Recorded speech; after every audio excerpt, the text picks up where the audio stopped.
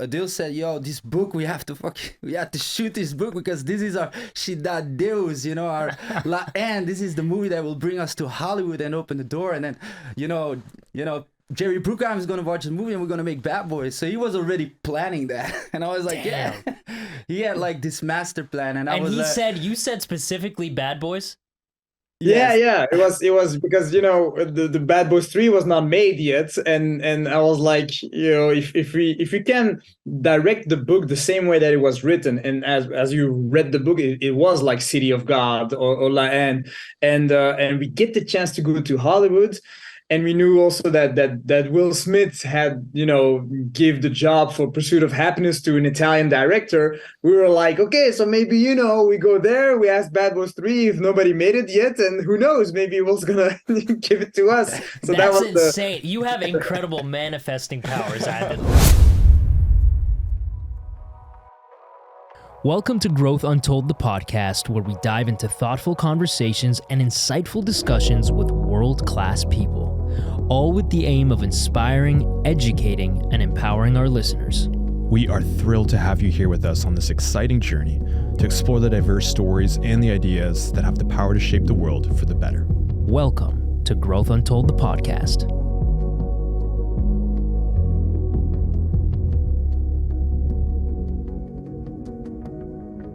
Growth Untold listeners, today we are graced with two cinematic storytellers that hail from the vibrant landscape of Belgium. This duo have combined their incredible talents to create an unmistakable imprint in the world of film and television. From gripping films, Image, Black, and Gangsta, to TV series Snowfall and Miss Marvel. And let's not forget their creative work on one of Hollywood's iconic franchises, Bad Boys, featuring my friend Will Smith and Martin Lawrence. In 2022, they released the incredible drama Rebel, which garnered critical acclaim upon its release. Please help me welcome the dynamic duo Adil and Bilall. Guys, Nice. welcome. Salam. Salam, welcome. So, I'm very blessed to have you guys here. Very fortunate to have you. We've been talking for a while, but we haven't met in person. Yeah. So this is my first time. You're tall, man. You're a tall motherfucker, Bilal. You're taller than I anticipated, and like bigger than I anticipated too. Yeah. It This is is your what it first is. time meeting in Yeah, person? it's the First time meeting in real person. Yeah. Yeah. Holy crap. Yeah, Moroccan. I don't see many Moroccans that are built. Are you full Moroccan? Full. I'm full, yeah. Full both, Moroccan. both parents. And Adil is also, I think, as big as me, so. Yeah, damn, man. I a got little the less short tall. Egyptian That's genes. as tall almost. Yeah, damn. All right. Well, look, a lot of stuff to get into. Where do I want to start? I want to start with like you guys, your upbringing, because obviously you have a really interesting story. You're both Moroccan background. But you grew up in Belgium, and you guys actually met in film school, right? Yeah. Correct. Yeah. Yeah. So tell me about that, because a lot of people say like don't mix business with your friends or family. You guys went one step further. You mixed business, friendship, and artistic endeavors, which is huge. So tell me about how you guys met and like how did you decide that you were gonna come out as a directing duo? Yeah, it was, I think, that first day of film school when I was there, it was like only white artistic people that were there. There's not a lot of Moroccan immigrants that are doing movies or, do arts. And then I saw in the corner, I saw Adil. I was like, hey, yo, you Moroccan? And he said, yes. And then, we formed a gang immediately. And at the same time, we were very inspired by Hollywood movies, and our school is a very artistic movie, so they like more like the auteur cinema, and we just felt like we had the same feelings or the same vision. And then when I was making my short movie, he was on my set, and when he was making his short movie, I was on his set. And then, organically, we just became this duo, and just after years, we decided to be a duo directing team, Adil and Bilal. So That's amazing. And Adil, how long was film school? Well, you mean how long ago that we were in film school? Both. I was gonna ask you how old were you, how old you were back then, but yeah, both. How How Yeah, long I ago was was it? 18, so it's been now almost like 15, 16 years ago, something like that, maybe even longer. And yeah, film school took 4 or 5 years, where we both, me and Bilal, flunked the first year. We still are pissed off about that, but eventually it all turns out. And yeah, it's like you said, he was the only Moroccan, so I was very intimidated as an 18-year-old boy. I didn't dare to say anything to anybody, so I was really just in the corner. But Bilal, he was already Mr. Popular and talking to everybody as if it was the Fresh Prince. So it was It's really really thankful funny that he came to to hear talk to that me. perspective. I didn't feel like that at all. Yeah. Yeah, it's I interesting. was man. just loud at the time. I was loud. It's interesting, man, because yeah, I went to theater school, same thing. We did like 15, 16-hour days every day. We did everything from commedia dell'arte to modern, Shakespeare, all that. And again, I was one of the only visibly ethnic people in that class. It was only 30 people my year. And yeah, I felt like a little bit of an outcast. But I feel like, and correct me if I'm wrong, that gives you a little bit of extra motivation of like, I'm going to prove these guys that I can do this, especially you guys saying like you flunked almost the first year. I can tell, like, I wasn't the favorite either in theater school, right? So that gives you a little bit of extra motivation. Yeah, absolutely. Well, Adil, you can go. No. I mean, exactly like you said. Hollywood was just a really bad word there, and obviously we appreciate the things that we learn. I mean, we discovered Michael Haneke, we discovered the movies by Godard, and there was really like we really became very educated in the art house cinema. But from the moment that we explained that we wanted to make Hollywood movies, or that we loved Hollywood movies, that just didn't help our case. We were very much the outsiders at that point. All right. And then you graduated. What was your first film as a duo? Was it a short film or was it a feature? And which film was it? Yeah, which one was the first one, really? Well, actually, it was called a movie called Image, which is really a suck-ass movie that's not good. But I mean, that was the first one. We did it with the budget of a short film. Maybe we should have made a short film out of that, but we were like very eager and impatient, so we said, no, fuck it, we're gonna do a feature movie. But the first real good one was Black. That was really the movie that eventually became the ticket to Hollywood. Yeah, and I've watched Black. And talk to me about that, because you guys have both said that it was your ticket to Hollywood. Tell me about that process, because obviously, like, growing up in Belgium, like I grew up in Canada, so I felt like I was far away, and that's Canada. I can't imagine you guys being all the way in Belgium and feeling like, how are we gonna get to Hollywood? So you felt like Black was your ticket. So how did that transpire? Like, how did you go from Black to getting into the Hollywood system? Well, yeah, Black is based on a book by a famous Belgian writer, Dirk Brekke. And he told a real story about, this black girl from a black gang in Brussels that falls in love with a Moroccan guy from a Moroccan gang in Brussels. So it's kind of a Romeo and Juliet. And it told also like the reality that happens in Brussels that nobody really talks about. You only see it like in an article in one line. And also if you watch our short movies, it was always in that world. And this book was like, this is finally a story that tells something really specific and the injustice that happens, but at the same time is also a universal story. And so Adil said, yo, this book, we have to shoot this book, because this is our Cidade Deus, our La Haine. This is the movie that will bring us to Hollywood and open the door. And then, Jerry Bruckheimer is going to watch the movie and we're going to make Bad Boys. So he was already planning that. And I was like, Damn. Yeah. He had like this master plan. And You said specifically Bad Boys? Yes. Yeah. It was because the Bad Boys 3 was not made yet, and I was like, if we can direct the book the same way that it was written, and as you read the book, it was like City of God or La Haine, and we get the chance to go to Hollywood. and we knew also that Will Smith had, give the job for Pursuit of Happiness to an Italian director. We were like, okay, so maybe, we go there, we asked Bad Boys 3 if nobody made it yet, and who knows, maybe Will's gonna give it to us. So that's insane. You have incredible manifesting powers, Adil. Like, incredible. That's insane that you specifically said that. Yeah. I was like, I believe you. I feel it. I feel it. It's gonna happen. The only plan we won an Oscar with Black. That didn't happen, but that's okay. It's coming. It's coming. Yeah. And so before I go ahead to Rebel, because I do want to make a parallel between both movies, because I would say they're both kind of, you did Black, right? And then you went off and basically did a lot of big studio Hollywood projects. You did Bad Boys 3. You're doing Bad Boys 4, Miss Marvel. You did a DC film that got canned. So you went and did that, and then you came back to your roots in doing Rebel. But I wanna just stick with Black. So Black comes out, it gets received really well. What are the next things that happen that get you to Hollywood?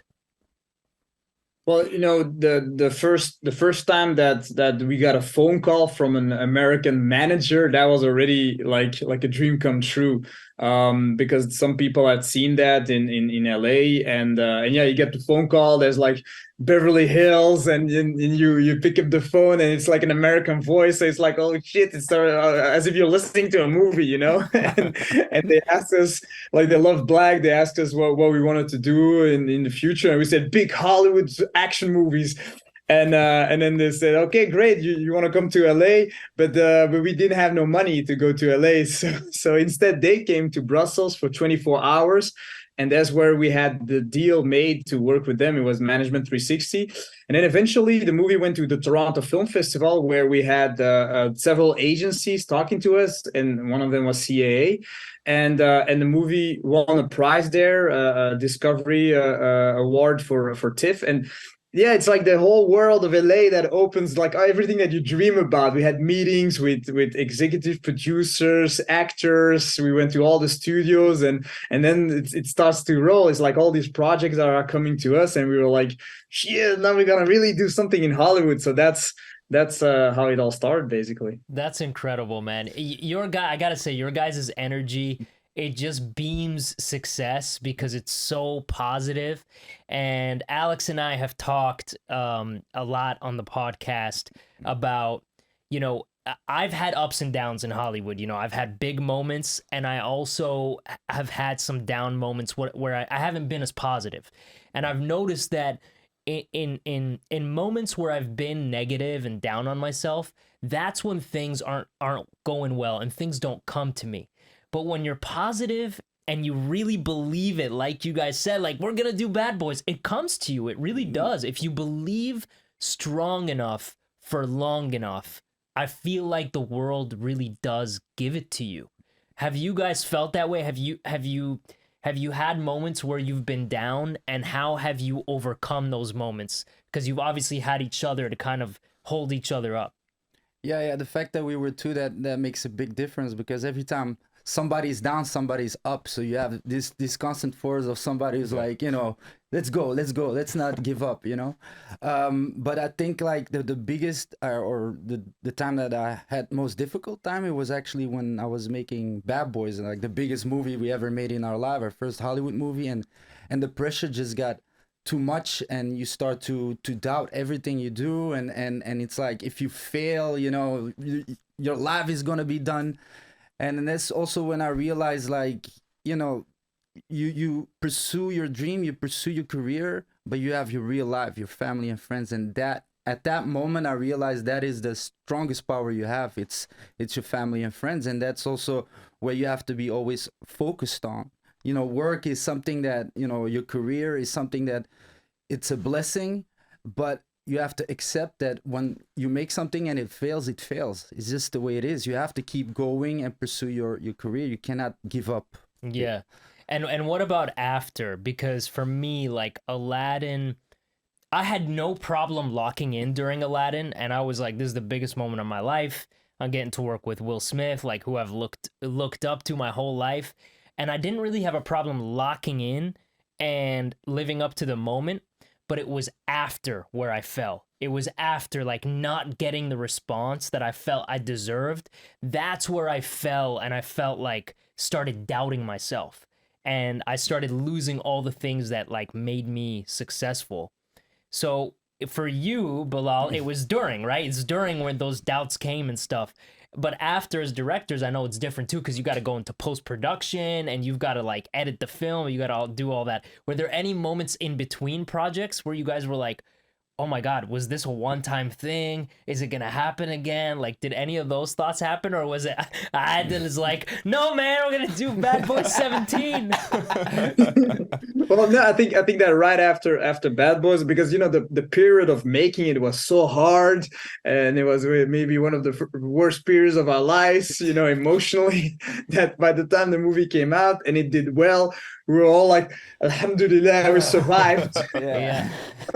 So what's next? And at that point, you know, it's as if you were MVP. Everybody wants to work with you, and it's like a ton of projects. And then you got to choose what you want to do. And the tricky thing is that the project that we did after that, they were critically very much acclaimed, but they didn't necessarily have the commercial success of Bad Boys. So that's like the things that sometimes you ask yourself, okay, we are making art, and we actually becoming better as filmmaker, whether it was Miss Marvel or Rebel or you know, a Belgian TV show we also did on Netflix that really got the respect from the industry, respect from critics, but was not the wide commercial success. So you have existential questions for yourself. What do we do in the future? Do we continue in the more, you know, artistic path, or are we going to go for the big commercial things? Right. Well, this is where I want to tie it back in, and I'm sorry I'm not letting you talk, Alex. No, it's all I'm good, just man. fanboying low key. Like I've been waiting for years to meet these guys and actually talk to them in person. So I'll let you talk, though. I promise. Do what you gotta do, man. So for me, I'll watch Black because, like I said, we've been talking for a while, so I watched Black, and I just watched Rebel. And for me, it was pretty incredible seeing the growth from the two films.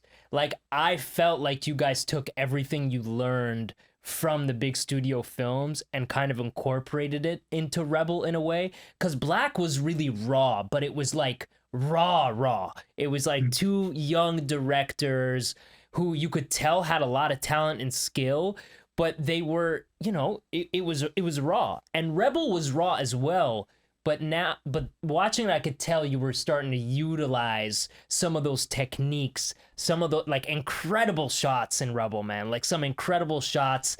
Like, one of the shots is when the main character's in the back, and he's getting recruited to go to the other Islamic, I think it was ISIS, right? He didn't start from ISIS, but he's getting recruited, and he's sitting in the driver's seat, and in the back you see them gun down his friend. That kind of perspective and those kind of shots. And I also think it was really smart on your part, because it was a showcase of the different things you could do. Like, I felt with Rebel, you were telling Hollywood, like, hey, we can do a war film, like, watch this amazing war sequence. Hey, we can do a musical, like, watch these musical sequences in this film. Like, you really put everything into this film to showcase what you could do. And it was just incredible, because I was like, man, I remember watching Black and now watching Rebel. It was just amazing. And by the way, the main actor, I know you guys worked with him on Black. Yeah. He's amazing, man. Yeah. He's like rapping in it. He's dancing in it. He's got these intense dramatic scenes. Is that something you guys vowed to yourself, that you would still work with people that you, like, knew and respected even when you made it to the next level? Yeah, I think that's very important for us. You know, we have a team, we're really team workers, and we're really loyal to our team.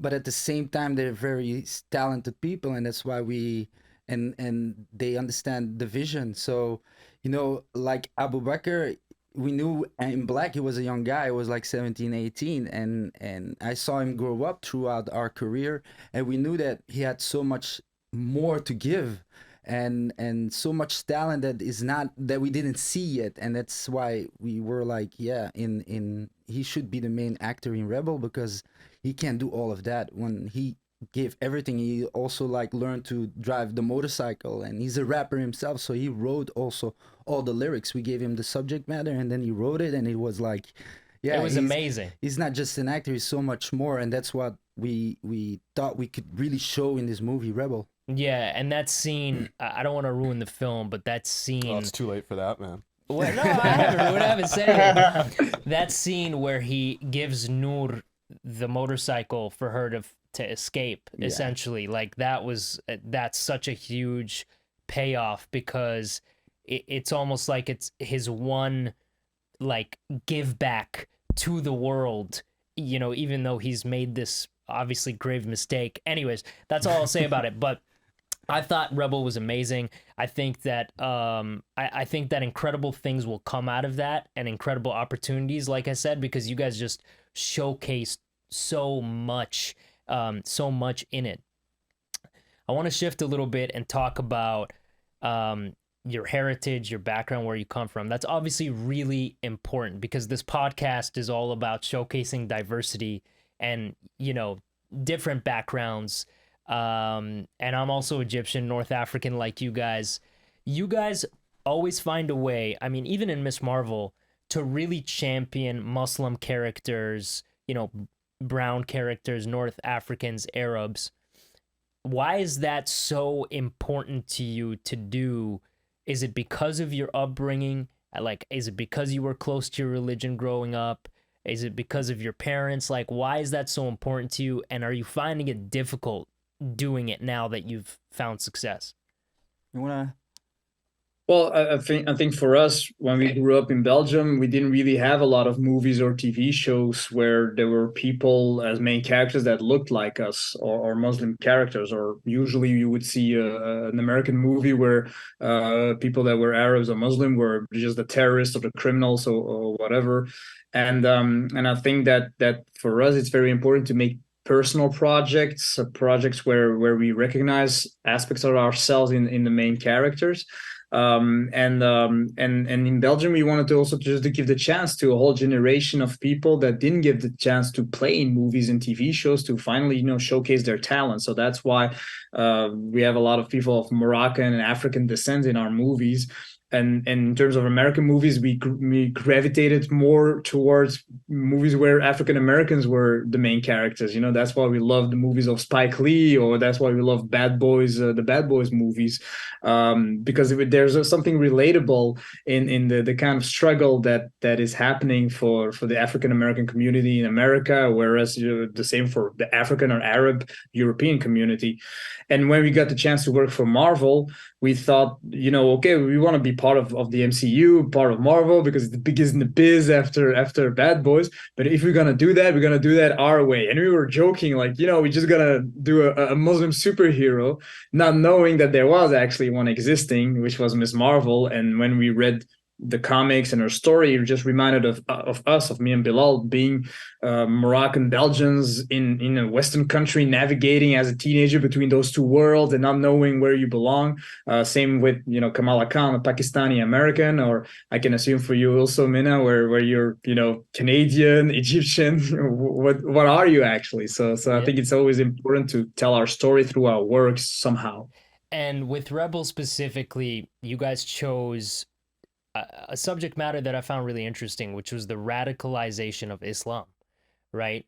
And I think that's really important, because in the West, I don't think most people really understand the difference between like radical Muslims and then the religion of Islam and then being Arab. And those three things for me are very distinct, but they always get blurred in the Western world because people don't understand it.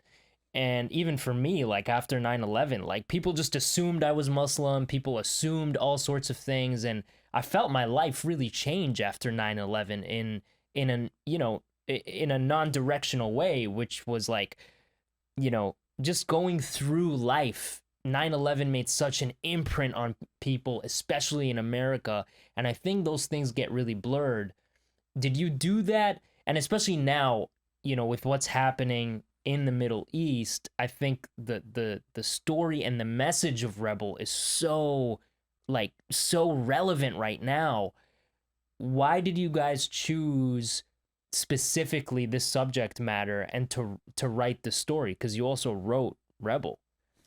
Yeah, it's like you said, 9/11 was a big it changed the whole world, and it changed also the view on Muslims. We are all like radicalized and terrorists. So, and at school, like the teacher would ask me, "Hey, what's happening in the Middle East?" And I'm like, "It's not because I'm Muslim. I know what's happening there. I'm from Morocco." So these things are have been always an influence throughout when you grow up. But the thing is, I come from a neighborhood where there's a lot of Muslims, and in 2011 and 12, I started to see a lot of these friends that I went to school with and play soccer with. I saw them leaving towards Syria. And I was like, what is going on? Why is everybody leaving? This is happening in my community, and I'm seeing it firsthand. So this phenomenon was something that was really intriguing to us, and we were like, we have to understand what is going on. And then to see later all the attacks that happened in Europe, in Belgium, in France, it felt so painful to see, because they have the same background as us. They're Belgian Moroccans, Muslims, and we felt like if we don't tell this story, with all the complexities and the nuances, who's gonna do it? So we felt like that's really a story we have to tell, and we have to tell it as authentically as possible. So that's why we worked on this script for like 8 years, and talked with so many people to try to make a movie that explains what happened. Yeah, well, congrats, guys. I think you did that, and you're right. Like, who better to do it than you guys? All right, I'm gonna shut up and let Alex talk a little bit. No, man, I'm happy being the fly on the wall. This is amazing stuff right here, guys. A quick question we had is just, we talked about the pros of working together. You guys are super supportive. Your energy is infectious. But I just want to talk about the duo dynamics. Has there been, on the flip switch, like, has there ever been a time where, like, Adil, you had an amazing idea, Bilal's like, oh, that's stupid, man, we're not doing that, or on the other end, like, you had an incredible idea and it was challenged? Like, how do you guys work through that or reconcile those differences? No, I think it's mostly like when one of us has an idea, or we have both an idea, and we convince each other too much, like, no, your idea was better, no, your idea is better. That can happen sometimes, but it's there can be moments where, usually when we doubt, when both of us doubt, then we know that something's wrong, something's up, and when we're sure about something, both of us, then we know, okay, it's good. But there can be situations where we're not 100% sure, we're convincing each other, no, it's gonna be all right, it's gonna be all right, there's no problem, right? No, there's no problem. And then finally there is a problem, and one of us should have said, it's fucked, man. Where does this positivity come from? Like, so much. Yeah, there's so much positivity off you guys. Where does it come from? Well, you're blessed. We can make movies, from the moment you have a camera. It's just like, it's a passion. So just having a camera and shooting stuff, even with my phone every day, it's just a blessing. So I get the positive energy from that. Imagine I would not do that, then I'll probably be not as positive. Yeah. Damn, what about you, Adil? No, not the same. Like, it's like every time I pinch myself, I'll say, Alhamdulillah, we're making a movie with Will and Marty. We're doing Bad Boys. We're in Hollywood. We're everything that we dreamed of is happening, and it's like you still feel like you're a faker or a fanboy or an imposter, but you're still there. So you want to be happy while it lasts. It's there, and hopefully it's gonna stay for a little longer, So that's why, yeah, like you said, that we're blessed to do it. But there's always ups and downs. I mean, I think that you mentioned it, like when Bad Girl was cast. That is like a big down, and it's like still a confusing feeling, because it was really also a dream, it was a privilege to have those memories and to be part of it. And at the same time, it's also a downer because nobody, had the chance to see it. So that's like the mixed feeling between being super happy and blessed, and at the same time, that disappointment. And what happened between you guys when that happened? Like, were you like, let's go to a bar and drink our sorrows away, or like, were you like, just come over and we'll hang out? Like, how did you guys get each other out of that reality? Because that is like I can imagine that was disappointing. Yeah, it was very disappointing. I was in Morocco for Adil's wedding.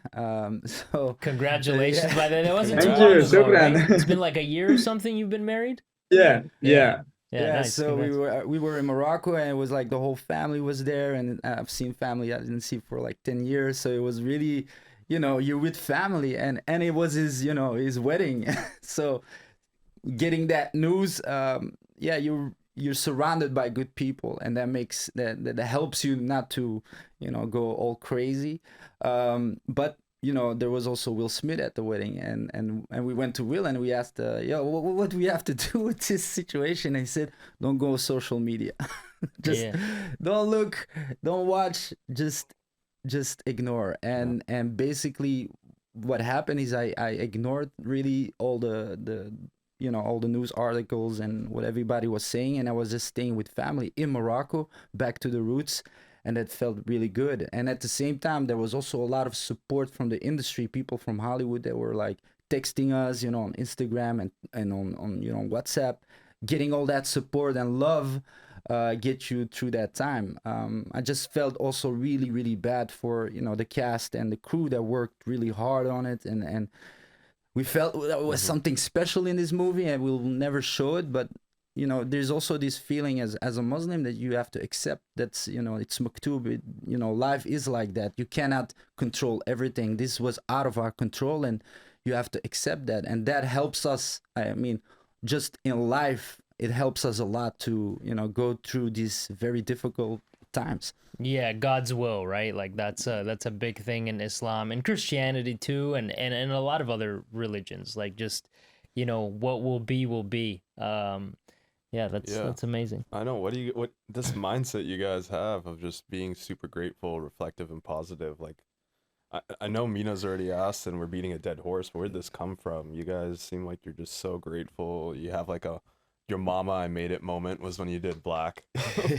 But like, what do you guys do to maintain your positive? Do you guys like, I don't know, do yoga or puppy yoga? I heard that's a thing. Mena's a fan of puppy yoga. Never done it before. Don't listen to him. Sounds interesting.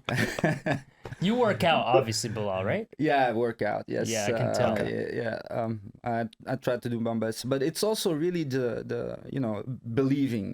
Being a Muslim, it helps you to to understand what life is and not get lost into the craziness of life.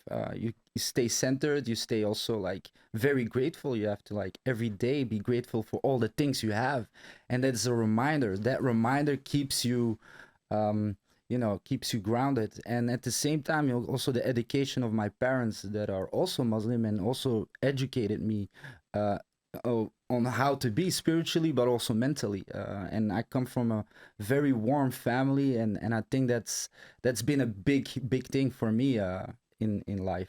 Yeah, Moroccans are warm. They are. That's one But thing. they can be very passionate. They can love hard, but they can also hate hard. So it's also But that's I was going to say the North Africans and Moroccan Arabs in vibe, general. that's the Moroccan flavor. That's how we get through it. It's like super positive and smiling, even if the situation is really very difficult and hard. But it's that force. But like you said, it's very passionate. So there's a lot of hate as well. Yeah, I do think it's something about the region too. I mean, Egypt too. I think just because the region has gone through so much struggles and always finds a way to come out the other side. Like with Egypt too, man. Like the Arab Spring, like millions of people showing up to Cairo Square to this revolution, and it happens over and over again in North Africa, that I feel like that's just ingrained in our people. Like we're not, we're gonna play hard, but we're gonna stand up for what we believe in as well. And I always tell Alex, like,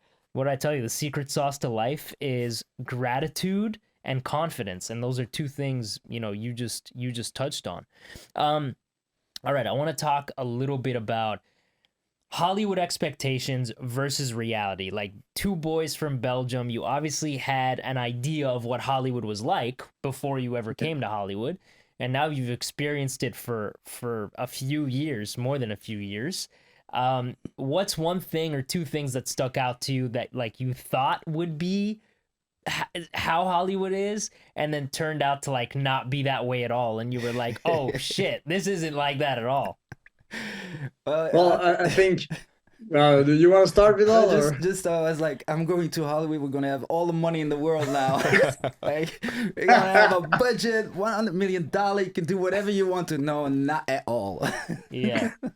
So yeah, that expectation was really, yeah. Yeah, you have studios being like, what do you spend? What's this line What is item this? here? How much do you spend here? We don't have budget for this, so we don't have time. So all these things that you have when you have no money, you still have it when you're doing a Hollywood movie. Yeah, and in a way, you probably have more freedom. Like, you probably had a little bit more freedom on Rebel than maybe other films, no? No, absolutely. That's the biggest difference. When you make an independent movie, you have the creative freedom. You can do, as an artist, you can take a lot of risks. But when you make a movie, a studio movie, a Hollywood movie, then yeah, those risks are, they have calculated. Calculated, and they have to get their money back, and it's a lot of money they put in. And yes, Hollywood, it's a big budget, so the toys are bigger. So you have much more, like, bigger cameras. You can use all these crazy drones and stuff, and there's a lot of other possibilities that you get with Hollywood. But at the end of the day, it's we are always talking about budgets and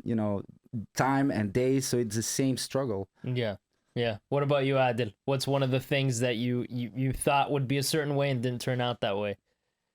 Well, I think it touches a little bit on that. Is like, I thought that in Hollywood everything was a well-oiled machine, like everything, because they have so much experience. They make the biggest movies in the world. They've been doing it for the most years, 30, 50 years and stuff like that. So I thought, okay, they know everything and everything's going to go smooth. And it's a total chaotic clusterfuck, So that's like, I didn't expect that. And I asked, always like that? Yeah, it's always like that. I love it. Wait, the question, I want to continue this though to Mena. Mena, when you entered it, right? We talked about it in our first podcast about his expectation, and I also talked about the power of manifestation when Mena made an email when we were like 6-7 years old, and it was called like famous actor forever at hotmail.com, so it never expire. Mena manifested that, right? But what about your experience? Expectation versus reality. Yeah. I think the biggest thing for me is I thought, like, once you do one successful thing, then it's just never gonna stop. Kind of like what you said, like, oh man, I'm gonna make all this money. I'm never gonna have to audition again. It's gonna be amazing. That's it. And the reality of it is, I think Hollywood is such a competitive place because everybody wants it. Everybody wants to be in that circle, that you constantly have to compete and you constantly have to work hard. You can never let your guard down. You can never, rest on your laurels. You always have to keep going, strive to be better, and keep competing. So that's what I would say was the biggest thing for me. I see some parallels. So I work in the sports industry, and when I entered it, I thought I'd meet all the players. We go on private jets, PJs everywhere. You know what I mean? I thought it would be glitz and glam, but I feel like 80% of my time is behind a laptop, doing presentations to organizations. But it's crazy, the expectation versus reality, right? Yeah, I totally relate to both things. Yeah. What about mentorship? Your influences, like you said, Adil, Spike Lee. I know those are influences of yours, but like hands-on mentorship. Has anyone ever kind of walked you guys through directing, or was this kind of just all you helping each other learn? Talk to me about like influences in your life, and it can even be personal. It doesn't have to necessarily be in the industry, but I'd like to know both. Yeah, well, we have we had great teachers at school, great directors that were teachers. So that was great at Lucas Arts Film School, and one of those teachers was Mikael Roskam, who did the movie Bullhead, and he got nominated for an Oscar, and he was our teacher at our school. And wow. Seeing that, and he was our mentor also, seeing him going there and just if it just was like, if he can do it, we can do it. It's like, oh, he's there. It's like you're there because he's like our brother, but also our mentor. And people like that just give you the the realization that it is possible, although you think it's like impossible and it's like on another planet and you will never be there, you know. Seeing people that close to you, that are mentoring you, that are teaching you, seeing them, you know, being so successful, that made me realize, yo, we can do this shit too, you know. Yeah. If they can do it, I can do it. Yeah. Yeah, it's like in the same period we met a director, Moroccan director in Belgium. His name is Namid Ben Yadir, and he was like the first Moroccan director who made a big movie in Belgium and got a lot of success. And that meant a lot to us because as a student, like I said, we didn't have any examples of people that looked like us. And then there was this guy who was also from the hood, from a tough neighborhood, that came from nothing. And to see him succeed and then eventually, you know, becoming successful in France and internationally, that helped us also to believe even more in ourselves, because if a Moroccan Muslim guy from Belgium can do it, then so do we. Would you guys say you're like best friends, or do you really put a line between personal life and work? No, it's we're just brothers, you know. It's like you and me are brothers. I feel like Adil is like really a brother, and yeah, we just, when you make a movie, it's passionate. It is inside, deep in your soul. So it's difficult to say, yeah, no, it's professional and not. But no, I just see it as we are one, trying to, you know, get this vision to life. You know, tell these stories that people need to hear. But outside of work, like, do you call Adil when like something in your personal life isn't going well? Do you call him, or do you guys kind of just leave it to work? No, I mean, like 80-90% we're always talking and doing something. Yeah. So that 10% when you're alone, that's also nice to have also. Yeah, of course. I can imagine. And then success. What does success mean to you guys? Like, is it making blockbuster films? Is it just directing, period? You know, is it owning a big house in a nice place? Like, what is success to each of you? For me, just when imagine when I'm 80 years old, I have to say to myself, I've been a good and wise man. So that's my objective, really. And as a director, I just hope that I keep learning, that I keep making better movies, and that I don't get stuck in, you know, the same automatic pilots that it's easy to go into. Right. So always trying to find that challenge as a director in the craft that I made, but as a human being, just want to be a good and wise man at the end. That's awesome. Love that. What he says. And that's why you're a directing duo. That's it. That's the one right finish there. each other's sentences. Right? That's incredible. You got anything else, Alex? Yeah, I think the last thing, and just circling back to the significance of family. I know we're coming back to time, but we didn't really talk about the I don't know, what is it, the creative genetics that you guys had in the family growing up. We jumped right into film school where you guys met, but did you guys have any creative influences in your individual family, brother, sister, like friend, mother, father? Well, for me, I didn't have any artistic people in my family. Usually, Moroccans, they're not too artistic in Belgium. But my mother, La Rahma, she watched a lot of movies and a lot of TV shows. So and I was an only child, so I was and very shy. So I was the whole time at home watching with her constantly television and watching the movies, and she would buy a lot of VHS tapes. So I think that my education and development of cinema was really through her, and that's why it became like a background for me from all the kind of movies that I loved, and eventually later on a lot of the people that she was a fan of and that I discovered with her, we would work with these people later on. So that's, you know, she was a huge fan of all the Jerry Bruckheimer and movies and TV shows. So to be able then to work with him, and he's a kind of also a mentor for us in Hollywood. That's why it was all meant to be. That's how it became full circle. Wow. Nice. Yeah, and for me, it's like my father, as a Moroccan immigrant, he had a really hard life. You know, didn't have a lot of money. It was really a hard struggle, but he had this fascination for comic books and movies. So he had a lot of comic books that were like, you know, science fiction and like very historical. So when I grew up with all these comic books, and my father would always bring me to the movie theater when there is like this big sci-fi movie or historical movie. So that's how in the beginning, I got really interested, and I was starting with, drawing. Basically, comic book is a movie because it's like storyboarding. So I didn't know at the time that I really wanted to be a director. I was just fascinated by all this stuff. But then I saw this movie, La Haine, and La Haine is about the banlieues in Paris. And because I only saw like Hollywood movies, this was a movie that like, oh shit, this world looks like my world, and it's on the big screen, and it's a movie, and that made me realize like, oh, maybe I should like, also make a movie if that's possible. And that really was the first step for me to understand what a director is, and to really want to be a director. If there's anything, any piece of advice you could give, people that look like us, me and you, or even Alex, right? Any ethnic artist that's aspiring to, whether it's make it to Hollywood or Broadway, just kind of pursue their passions, pursue their dreams, whether they're living in Belgium or Canada or Australia or Morocco, North Africa.